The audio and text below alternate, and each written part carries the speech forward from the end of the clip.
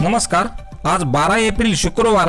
आजही दुपारनंतर आणि रात्रीला महाराष्ट्रातील या 16 जिल्ह्यात जोरदार वादळी वाऱ्यासह पाऊस तर काही ठिकाणी जबरदस्त गारपिटीची शक्यता भारतीय हवामानशास्त्र विभागाने वर्तवलेली आहे।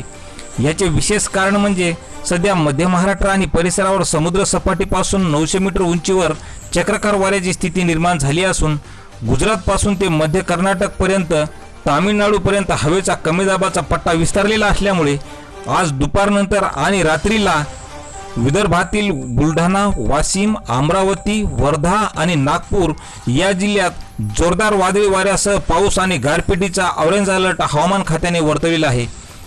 तर मराठवाड्यातील धाराशिव, लातूर, परभणी, हिंगोली, नांदेड, अकोला, यवतमाळ, चंद्रपूर, भंडारा, गोंदिया, गडचिरोली या जिल्ह्यात मध्यम तर काही ठिकाणी वादळी वाऱ्यासह जोरदार पावसाचा इशारा भारतीय हवामान खात्याने वर्तवला असून या जिल्ह्यांना येलो अलर्ट दिलेला आहे।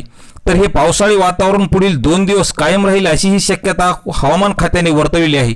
अशाच हवामानाच्या प्रत्येक बातमीसाठी चॅनलला सबस्क्राइब करा। धन्यवाद।